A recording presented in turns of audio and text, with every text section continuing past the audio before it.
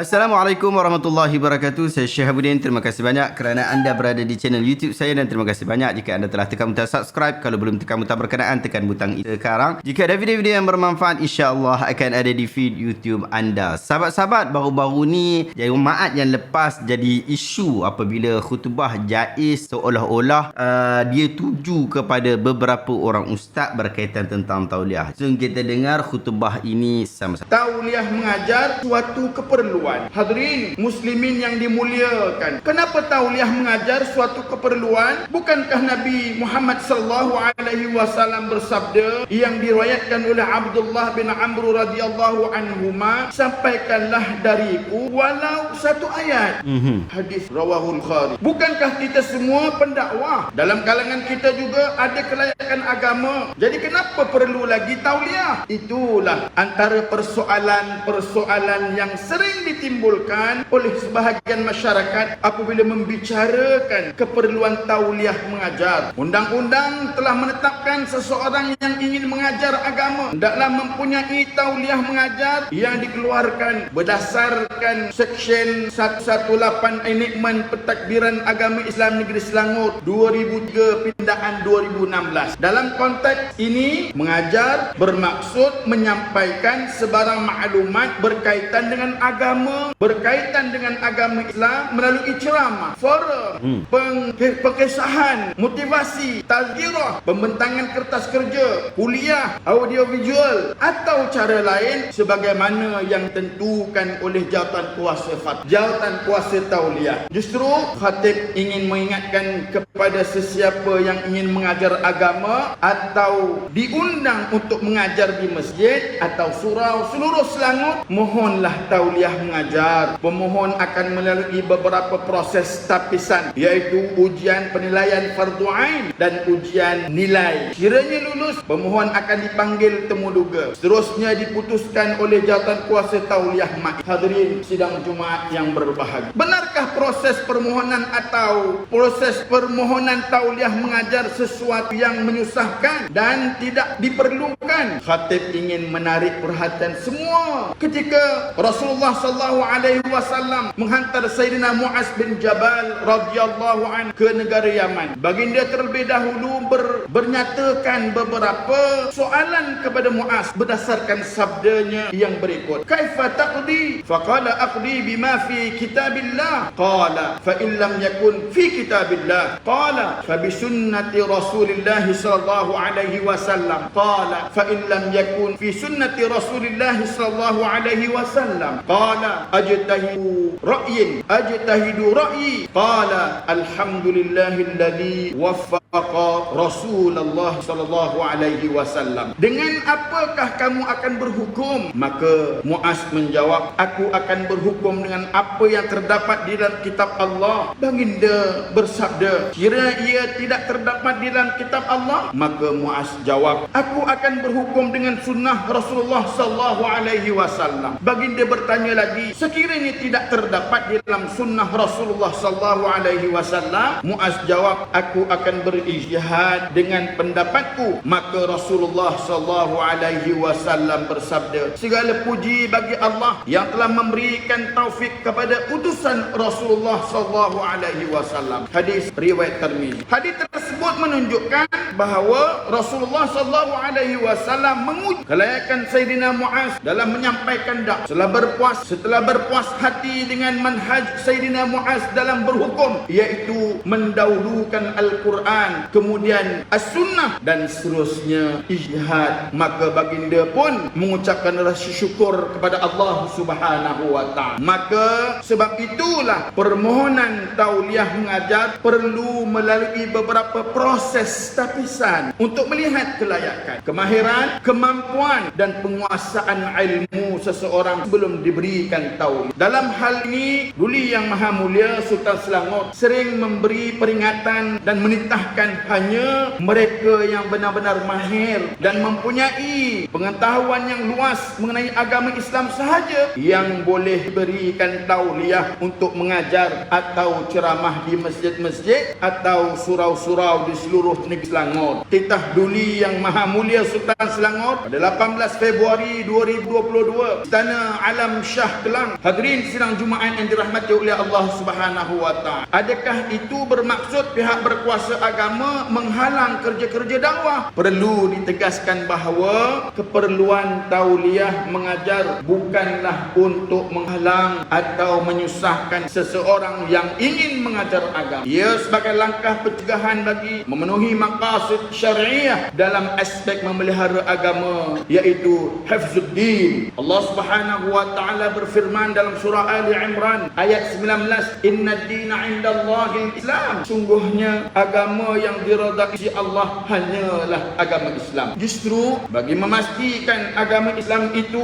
terus terpelihara daripada sebarang anasir penyebaran ajaran salah, fitnah, dan bersangka buruk yang boleh menimbulkan kesan negatif terhadap agama, masyarakat dan negara, maka tauliah diperlukan. Bahkan Sayyidina Ali radhiyallahu anhu pernah berkata, kalimatu haqq urida biha batil. Bermaksud kata-kata yang benar tetapi bertujuan batil. Hadis riwayat Muslim. Maka di sinilah keperluan tauliah mengajar, yang antara lain untuk memastikan bahawa pertama, seseorang itu benar-benar layak dan sesuai untuk mengajar agama. Kedua, pemegang penyebaran, mengekang penyebaran ajaran atau fahaman yang menyeleweng daripada pegangan akidah ahli sunnah wal jamaah. Ketiga, mengelak sesuatu perkara yang boleh menimbulkan kontroversi dan sensitivitas dalam kalangan masyarakat. Keempat, mencegah mana-mana pihak yang menggunakan platform ceramah untuk menghina atau mengaibkan orang atau kumpulan tertentu. Kelima, memastikan pemegang tauliah mematuhi setiap peraturan dan undang-undang yang sedang berkuasa. Hadirin sidang Jumaat yang dirahmati oleh Allah Subhanahu wa taala. Perkembangan teknologi masa memudahkan masyarakat untuk mendapatkan ilmu agama pada bila-bila masa, hanya di hujung jari. Namun masyarakat perlu memastikan guru yang mengajar atau menyampaikan ilmu tersebut adalah individu yang dipercayai dan diyakini ilmunya bersumberkan Al-Quran dan As-Sunnah Rasulullah SAW, serta berpegang kepada fahaman ahli sunnah wal jamaah. Imam Muslim meriwayatkan dalam muqaddimah kitab sahihnya daripada Muhammad ibn Sirin, beliau berkata, "Inna hadzal ilm dinun fanzuru amman ta'khuduna dinakum." Sungguhnya ilmu ini adalah agama, maka kamu lihatlah daripada siapakah kamu mengambil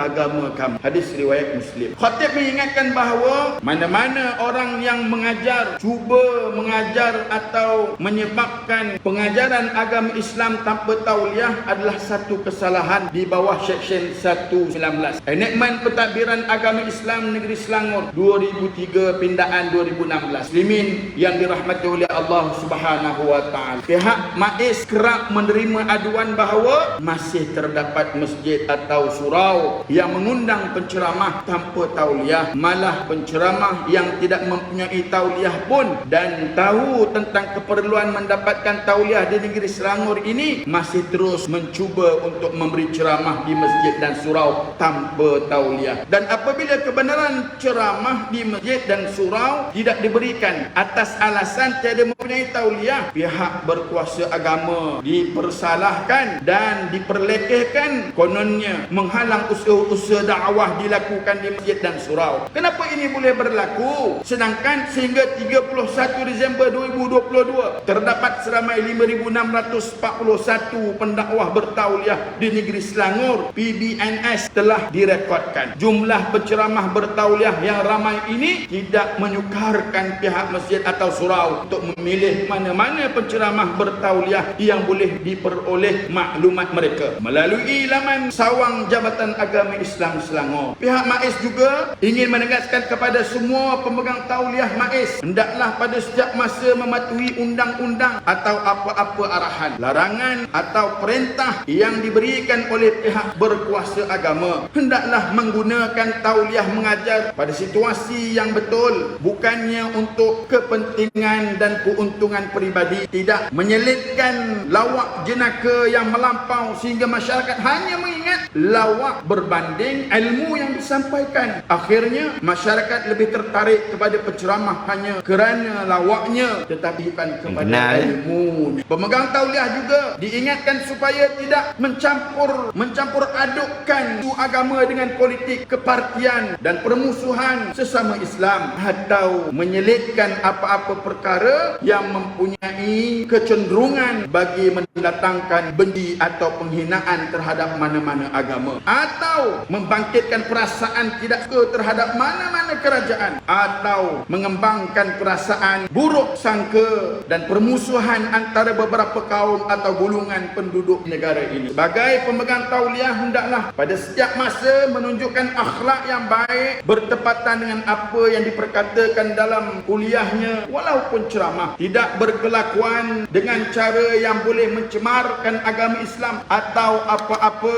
perkara yang boleh menyebabkan tauliahnya ditarik balik. Selain daripada itu, pemegang tauliah juga adalah pendukung inspirasi pihak berkuasa agama dalam menguruskan hal ehwal agama Islam dan pembangunan umat Islam. Dalam hal ini, Tuli Yang Maha Mulia Sultan Selangor menegaskan bahawa sebagai ketua agama Islam di Selangor, seperti yang termaktub di bawah Undang-Undang Tubuh Kerajaan Selangor 1959 dan kuasa-kuasa yang diperuntukkan di bawah enakmen pentadbiran agama Islam negeri Selangor 2003, baginda mempunyai kuasa untuk menitahkan agar tauliah terhadap mana-mana pihak ditarik balik atas sebab-sebab tertentu demi memelihara kesetiaan agama Islam dan mengelakkan perpecahan dalam kalangan masyarakat Islam. Hadirin sidang Jumaat yang berbahagia, mengakhiri khutbah minggu ini, khatib ingin menyeru yang pertama, umat Islam hendaklah menuntut ilmu yang betul daripada guru-guru yang dipercayai dan diyakini keilmuannya bersumberkan Al-Quran dan As-Sunnah yang diberi tauliah oleh Ma'is. Yang kedua, umat Islam hendaklah yakin bahawa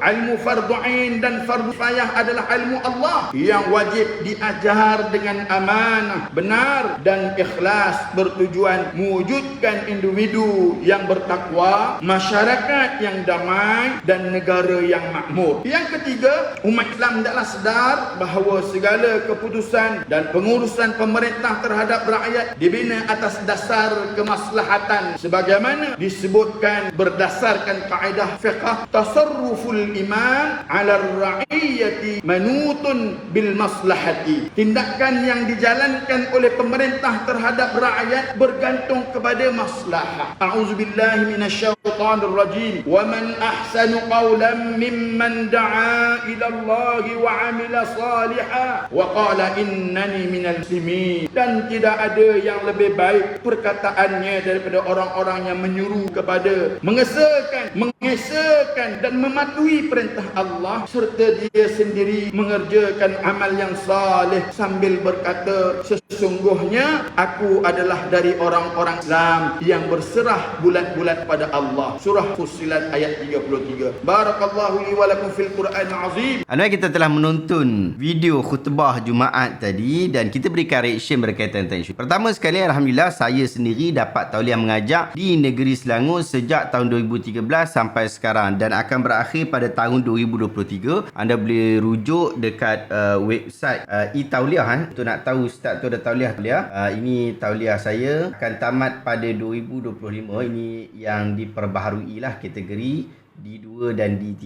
Dalam khutbah tadi sebut berkaitan tentang cara memohon. Yang ni saya nak alertkan ramai orang, ramai daripada kalangan ustaz, tak kiralah daripada mana-mana kelompok. Mereka ini sangat tak mahu untuk nak pergi ambil tauliah, mohon tauliah. Ada sebahagian kita telah meletakkan satu su'uzan kepada Jabatan Agama sehingga mereka mengatakan bahawa saya dah memang orang cop Wahabi lah, orang cop macam-macam lah, jadi tauliah mesti tak dapat punya. Jangan risau, awak mohon dulu tauliah. Bahkan Zamihan Al-Ghari yang pernah di-ban oleh Sultan Selangor, yang pernah di-ban oleh Sultan Selangor pun, hari ni dia ada tauliah dia. Dah dapat balik tauliah dia mengajar. Padahal dia pernah kena ban dengan Sultan Selangor, bahkan kenyataan dia pun sangat menarik. Jadi tauliah dia ditarik. Jadi sekarang tauliah dia dah ada balik. Itu Zamihan Al-Ghari kena, takkan kita ni yang bagus daripada Zamihan Al-Ghari ni tak dapat. Mohonlah tauliah anda. Orang nak bagi, orang tak bagi tu nombor dua. Kalau orang tak bagi, kita boleh mohon semula. Tak ada masalah, no issue. isu, ia akan memudahkan proses kita. Sebab kita nak mengajak benda yang betul, bukan mengajak benda yang tak betul. Jadi tak payah nak pening, tak payah nak buat masalah. Nak mohon tauliah hari ni pun dia tak susah. Macam dekat khutbah tadi dia sebut, awak pergi dekat online. Sekarang ni pihak Jabatan Agama buka secara online. Ni bulan 3 ni, bulan mereka kempen untuk tauliah. Jadi awak mohon untuk tauliah secara online, dapatan maklumat, kemudian nanti dia akan panggil untuk ujian, 2 ujian. Satu ujian bertulis, satu lagi ujian lisan. Jadi dua-dua ujian tu tak susah insya-Allah. Ujian-ujian ni ujian mudah je. Kalau anda dapat ijazah sarjana muda ke, dah mengaji pengajian Islam ke, insya-Allah tak susah lah. No tricky question lah. Insya-Allah tak ada masalah. Pergi je dan kalau dia tanya soalan jawab je. Kalau tak dapat jawab lah nak buat. Macam mana kan? Tapi dia bukan soalan macam sekolah. Dia kecuali ada soalan-soalan yang perlu kita jawab secara bertulis lah. Yang tu adalah cara kita nak menjawab dia. Adalah format yang kita nak menjawab. Tapi bila kita masuk pada ujian lisan dia tak ada format. Jadi awak bolehlah jawab soalan-soalan berkenaan, tak ada masalah. Jadi no issue untuk awak nak ambil tauliah. Tak ada halangan untuk awak nak ambil tauliah mengajar. Kadang-kadang ada orang yang dakwa bahawa mereka tak dapat tauliah. Sebab apa? Sebab mereka mohon tauliah sementara tapi tak dapat. Setahu saya minta maaf kalau makluman saya ni salah. Tapi setahu saya, jika orang nak buat permohonan, satu-satu permohonan untuk pengajian orang yang tak ada tauliah ni, dia ada satu tempoh yang khusus. Jadi awak mesti memohon dalam tempoh berkenaan dengan lebih segera. Kecuali yang tak diberikan ni, yang tidak menepati syarat-syarat yang telah ditetapkan oleh pihak tauliah. Disebut dalam ceramah kita tadi, penceramah ni jangan duk melawak saja. Saya tak tahu dia nak tuju kepada siapa, tapi kadang-kadang biasanya orang duk tuju kepada Ustaz Azhar Idrus. Apatah lagi sekarang ni Ustaz Azhar Idrus pun tak dapat tauliah untuk mengajar. Setahu saya tauliah sementara tauliah sementara untuk mengajar di satu masjid dekat negeri Selangor. Tak dapat tauliah berkenaan. Mungkin boleh jadi sebab lawak, tapi mungkin juga disebabkan isu politik. Sebab Ustaz Azhar Idrus ni memang ada isu politik dia. Dan pihak kerajaan negeri Selangor, dia agak berat dan agak keras melayan penceramah-penceramah politik di negeri Selangor ni. Walaupun memanglah walaupun keras begitu pun masih lagi terlepas di sana dan di sini. Cuma di negeri Selangor, pihak Sultan dah tetapkan dia tak mahu ada penceramah daripada kalangan orang politik. Jadi kalau ikutkan Ustaz Wadi Anwar, Ustaz Azhar Idrus, mereka ada background politik dan sangat mengikut politik berkenaan dengan diri mereka. Jadi kemungkinan itu yang menyebabkan mereka, saya tak tahu daripada sudut alasan yang benar, tapi kemungkinan itu sebab tak lulus, dan boleh jadi disebabkan permohonan lewat, boleh jadi. Jadi disebut bahawa jangan melawak saja dan jangan bawa isu politik. Yang ketiga, jangan bawa buruk sangka. Sampai macam isu Ustaz Wadi kan, isu yang sampai dia terpaksa minta maaf kepada orang agama Hindu disebabkan kenyataan dia yang jadi benda-benda macam ni perlu dijagalah, didisiplin lah pihak penguatkuasa mana-mana negeri pun, bukan negeri Selangor saja. Negeri Perlis pun sama juga. Dia pun batalkan dan tarik tauliah daripada beberapa orang juga. Ada kes juga mereka tak bagi tauliah. Bahkan Ustaz Usam pun tak dapat tauliah daripada negeri Perlis pun. Jadi mana-mana negeri pun ada undang-undang yang sama. Kalau dia tak luluskan, adakah bermakna dakwah kita akan tertutup? Tidak juga. Kita terus buat kerja dalam medium ataupun dalam bentuk yang mungkin berbeza. Masjid surau tak boleh masuk, mungkin boleh masuk tempat lain. Bukan masjid surau saja. Untuk kita berdakwah ni dalam media sosial, dalam YouTube dan Facebook masih terbuka. Bahkan di negeri-negeri yang tidak ada raja, ia agak lebih terbuka, macam negeri wilayah Persekutuan Putrajaya. Yang ni dia lebih terbuka dan sepatutnya dia lebih terbuka lah, disebabkan penguatkuasaan itu perlu bersikap lebih federal. Terima kasih banyak sahabat-sahabat yang telah menonton. Moga-moga ada manfaat dalam video hari ini. Assalamualaikum warahmatullahi wabarakatuh.